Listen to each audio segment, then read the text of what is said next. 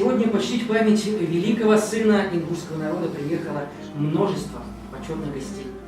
Потомки репрессированных людей, чеченцев, ингушей, мы знаем цену, которую заплатили наши отцы в годы репрессий.